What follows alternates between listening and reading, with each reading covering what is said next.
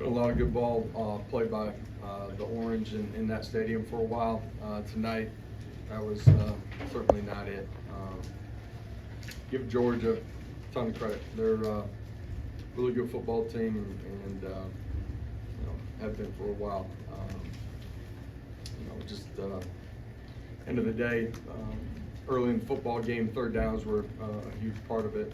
They were able to convert. We weren't able to convert on any of our third down situations.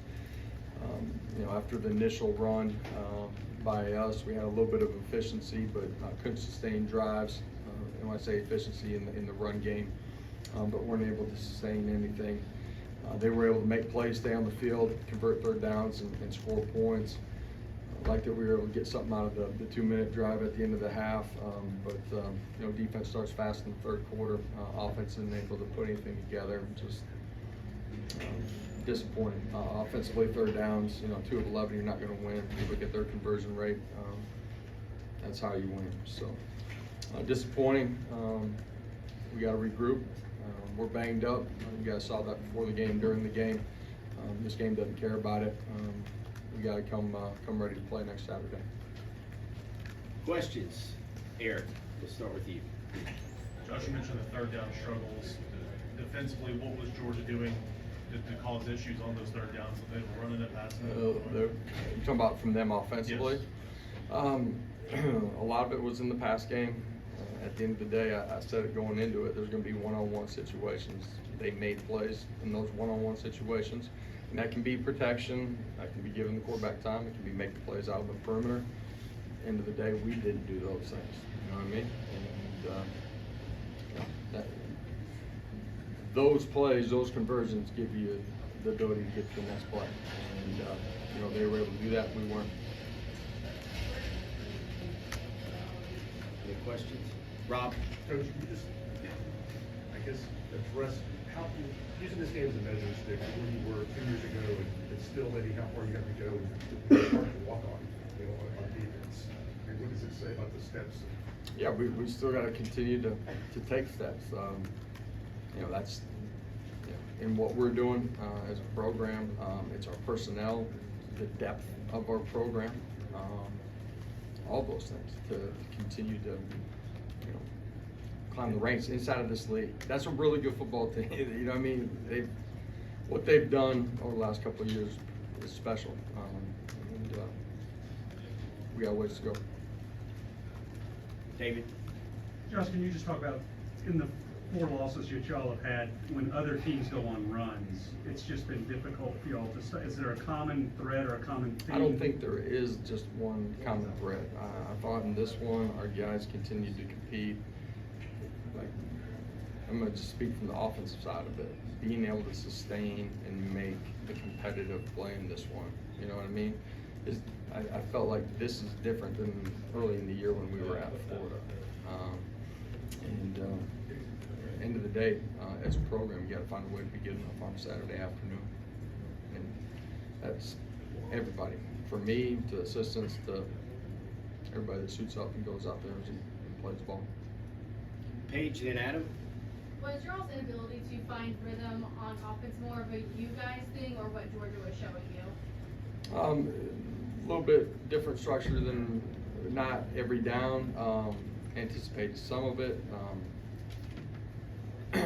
Their personnel and us managing and being efficient in what we're doing. And then the third downs, a lot of that was man-to-man, and being able to protect it, be able to get it off, being able to go win in a one-on-one situation. We're doing some things to try to give them, some space, to create some space for them to win. And end of the day, you got to be good enough to go make plays.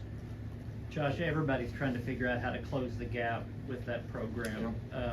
You mentioned depth. Do you do that through stacking recruiting classes? Do you do it through the portal? How do you manage to close the gap personnel-wise? Well, I think it's a combination of all of those things. As we started, obviously, year one, we were way down on number of scholarships. We've gotten closer to 85. you're trying to develop some young guys from within. I think that's important. You know, they've done that. They've added, you know, through the portal too, but a lot of it's been, you know, kids inside of the program. So we got to continue to develop and recruit. Does it make it more difficult, the fact that year two, you were so close to closing that gap? Does that make the challenge any different? I don't think it makes the challenge any different. You know, we've played good football. We haven't played it for 4 quarters every Saturday afternoon. And in our losses, that has shown up. Not taking anything away from them. They're a really good football team. You know, today was not our best football. And this, I said it earlier, this game doesn't care. There's no asterisks. You know what I'm saying? Yep. Like, next man's got to be up and got to go play at a championship level. West and Ben. Coach, you said a couple times that this game doesn't care, that the guys are banged up, but when you don't have both starting tackles available to start the game, you're down 2 starting receivers.